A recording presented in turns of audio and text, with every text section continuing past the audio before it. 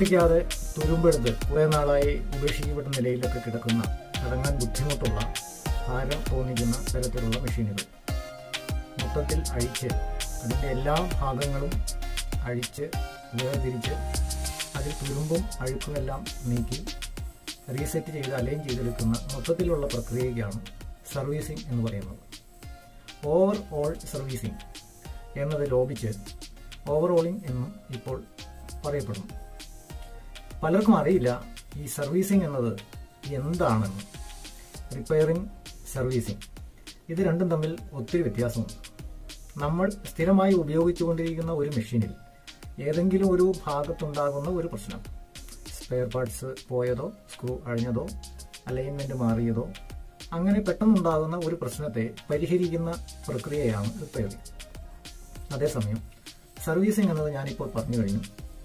ഒരു മെഷീൻ്റെ എല്ലാ ഭാഗങ്ങളും എല്ലാ സ്പെയറുകളും അഴിച്ച് വേർതിരിച്ച് നന്നായി ക്ലീൻ ചെയ്ത് പുതിയതായി ഒരു മെഷീനിൽ കിട്ടുന്ന എല്ലാ സവിശേഷ ഗുണങ്ങളോടും കൂടി പ്രവർത്തിക്കത്തക്ക രീതിയിൽ റീഫിറ്റ് ചെയ്ത് അലൈൻ ചെയ്തെടുക്കുന്ന പ്രക്രിയയാണ്. നിങ്ങൾക്ക് ഇതിനു മുൻപ് പലപ്പോഴും സംഭവിച്ചിട്ടുള്ള ചില കാര്യങ്ങളൊന്ന് ഓർത്ത് നോക്കൂ. മെഷീൻ സർവീസിങ്ങിന് കൊടുത്തു, തിരിച്ചു കിട്ടി, കൊണ്ടുവന്ന് ഉപയോഗിച്ച് നോക്കി, കുഴപ്പമില്ലെന്ന് തോന്നി. പക്ഷെ 2-3 ആഴ്ച കഴിഞ്ഞപ്പോൾ വീണ്ടും സർവീസിങ്ങിനായി നിങ്ങൾ കൊണ്ടുപോയപ്പോൾ ഉണ്ടായിരുന്ന അതേ ബുദ്ധിമുട്ട്, കറങ്ങാൻ വിഷമം, കുറച്ചു നേരം ചവിട്ടി കഴിയുമ്പോൾ ഈ കറങ്ങാനുള്ള ബുദ്ധിമുട്ട് കൂടി വരുന്നു, പിന്നെ കറക്കം നിന്നൊടുവിൽ ചവിട്ടാൻ വയ്യാതാവുന്നു. ഇത്തരം ബുദ്ധിമുട്ട് നിങ്ങൾക്ക് ചിലർക്കെങ്കിലും അനുഭവിക്കേണ്ടി വന്നിട്ടുണ്ട്. യഥാർത്ഥത്തിൽ എന്തുകൊണ്ടാണ് ഇങ്ങനെ വരുന്നതെന്ന് നോക്കാം. ഞാൻ പറഞ്ഞു എല്ലാ ഭാഗങ്ങളും അഴിക്കുന്ന കാര്യം. എല്ലാ ഭാഗങ്ങളും അഴിച്ച് കൃത്യമായി സർവീസ് ചെയ്യുന്ന ഒരു മെഷീൻ 15-20 വർഷത്തോളം വീണ്ടും ഒരു പുതിയ മെഷീൻ തരുന്ന അതേ പെർഫോമൻസോടുകൂടി പ്രവർത്തിക്കും. നിങ്ങൾ മെഷീൻ സർവീസ് ചെയ്യാൻ കൊടുക്കുമ്പോൾ ഒന്ന് ഓർക്കുക, ഒരു മരിച്ചുപോയ മെഷീനെയാണ് പുനർജീവിപ്പിക്കുന്നത്. അപ്പോൾ ഈ ജോലി ചെയ്യുന്ന വ്യക്തിക്ക് നിങ്ങൾ പ്രത്യേകം ശ്രദ്ധിക്കേണ്ട കാര്യം, ഇത് കൃത്യതയോടെ ചെയ്യാനുള്ള അറിവുണ്ടായിരിക്കണം. വിശ്വസ്തയോടും സത്യസന്ധതയോടും കൂടി ഭംഗിയായി ഈ തൊഴിൽ ചെയ്ത് തരുന്ന ആളായിരിക്കണം. അങ്ങനെയെങ്കിൽ മാത്രമേ ഞാനിപ്പോൾ പറഞ്ഞ ഉദ്ദേശിച്ച ഗുണം കിട്ടുകയുള്ളൂ. ഇനി എങ്ങനെയാണ് ഒരു ഓവറോളിംഗ് പ്രക്രിയ എന്ന് നോക്കാം. നമുക്ക് മെഷീൻ അഴിച്ചു തുടങ്ങാം. ഏതൊരു മെഷീനും നമ്മൾ അഴിച്ചു തുടങ്ങുന്നത് അടിവശത്ത് നിന്നാണ്.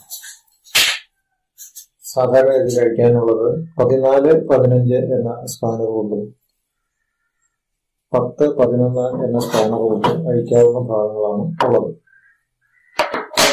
ഏറ്റവും ആദ്യമായി ഈ കാണുന്ന 3 ആമകളുടെയും അഗ്രഭാഗങ്ങൾ അഴിച്ചു മാറ്റാം. ഇതിനായി 14 നമ്പർ സ്പാനർ ഉപയോഗിച്ച് ഈ ചെക്ക് നട്ടുകൾ അഴിക്കുന്നു.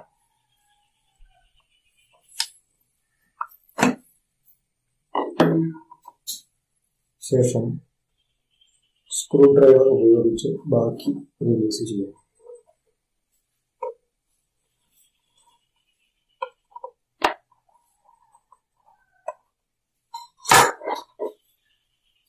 പത്ത് 11 സ്പാനർ ഉപയോഗിച്ച് ഈ ഗോട്ട എന്ന ഈ ഭാഗത്ത് ലിങ്ക് റിലീസ് ചെയ്യുക. ഇത് ഫീഡിലേക്കുള്ള ലിങ്കാണ്.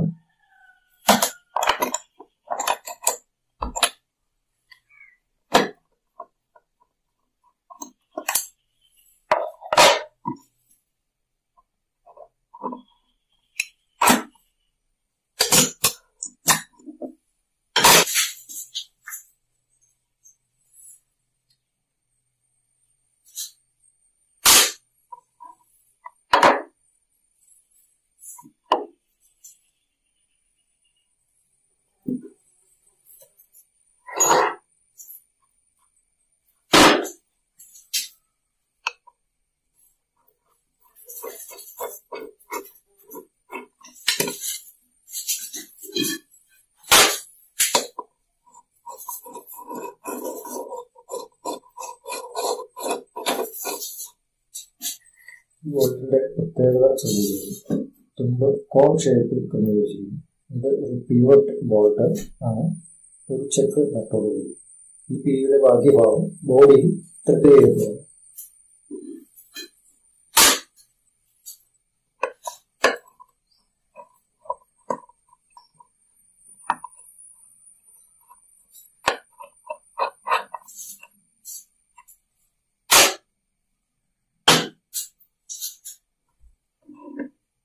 ഈ ലിങ്ക് പരമാവധി അകത്തേക്ക് ലോവർ എൻഡ് അകത്ത് ആക്കിയ ശേഷം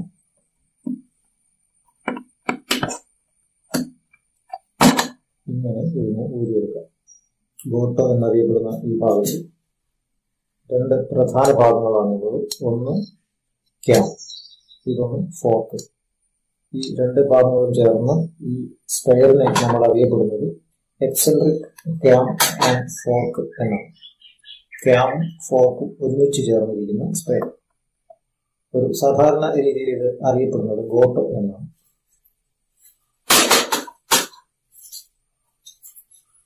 ഇനി നമുക്ക് ഈ ഡ്രൈവ് ഷാഫ്റ്റിന്റെ ഒരു റിലീസ് പിൻ ഉണ്ട്. ഇത് ഊരി മാറ്റിയ ശേഷമാണ് ഇത് വെച്ചെടുക്കുക. ഈ ഷട്ടിൽ റേസ് ഊരി മാറ്റിയാൽ മാത്രമേ നമുക്ക് ഷട്ടിൽ ഡ്രൈവ് ഷാഫ്റ്റ് റിലീസ് ചെയ്യാൻ കഴിയുകയുള്ളൂ. ഷട്ടിൽ ഡ്രൈവ് ഷാഫ്റ്റിന്റെ റിലീസിങ്ങിനായി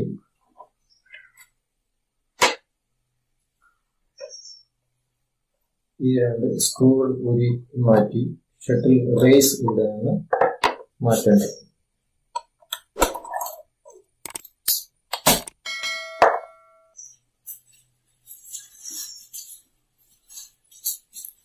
ഷട്ടിൽ റേസ് ഊരി മാറ്റുമ്പോൾ നീഡിൽ ബാർ ഏറ്റവും ഉയർത്തി വെക്കേണ്ടതുണ്ട്. സ്ക്രൂ നമ്മൾ അഴിച്ചു മാറ്റുകയും ഷട്ടിൽ നീഡിൽ ബാർ ഏറ്റവും ഉയർത്തി വെച്ച് ഇങ്ങനെ ഊരി മാറ്റിയെടുക്കാവുന്നു. ഈ പിന്നെ ഒരു വശത്ത് നിന്ന് അടിച്ച് മാറ്റിയെടുക്കാവുന്നതാണ്. വേണമെങ്കിൽ ഇതുപോലുള്ള ഒരു മണയുള്ള ഭാഗം ഉപയോഗിച്ച് ചിപ്സുകൾ ഉപയോഗിച്ച് പിന്നെ ഊറ്റിയെടുക്കും.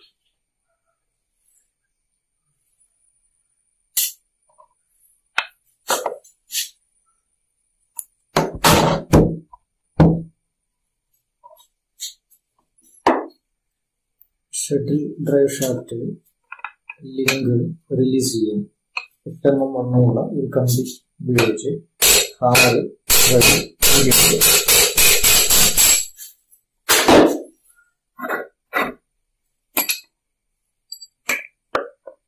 ഇതാണ് ലിങ്ക്.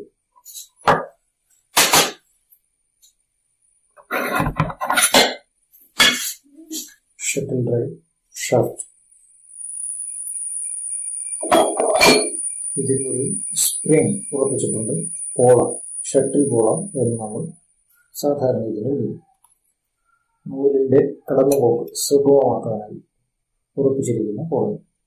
2 ചെറിയ സ്ക്രൂകൾ ഉപയോഗിച്ചാണ് ഇത് ഉറപ്പിച്ചിരിക്കുന്നത്. ചില അവസരങ്ങളിൽ ഇത് ഒടിഞ്ഞു പോകാറുണ്ട്. അഴിച്ചെടുക്കുന്ന സമയം ഇതിന്റെ പൊസിഷന്റെ കൃത്യത പരിശോധിക്കുക.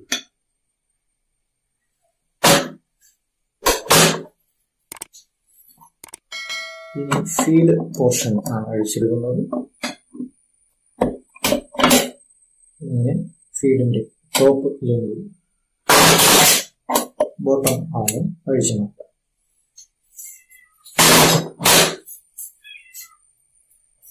ഇപ്പോൾ നമ്മൾ മെഷീൻ അടിയിലുള്ള ബെഡിന് അടിയിലുള്ള ഒട്ടുമിക്ക ഭാഗങ്ങൾ അഴിച്ചിട്ടു.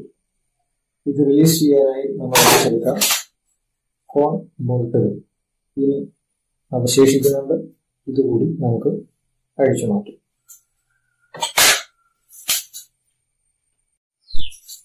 ഇനി നമ്മൾ മെഷീന്റെ ഫേസ് പോർഷനിലുള്ള ഭാഗങ്ങളാണ് അഴിച്ചു മാറ്റുന്നത്. ഇപ്പോൾ നമ്മൾ ബോട്ടം പോർഷനിലുള്ള സ്പെയറുകൾ അഴിച്ചു മാറ്റി മെഷീൻ ഇതുവരെ തിരിച്ചു വെച്ച് ഫേസ് പ്ലേറ്റ് ഊരി മാറ്റി സ്ക്രൂ റിലീസ് ചെയ്ത് ഹോളിലൂടെ ഈസിയായി റിലീസ് ചെയ്യാം. ഇങ്ങനെ റിലീസ് ചെയ്ത് ഫേസ് പ്ലേറ്റ് ഊരി മാറ്റി.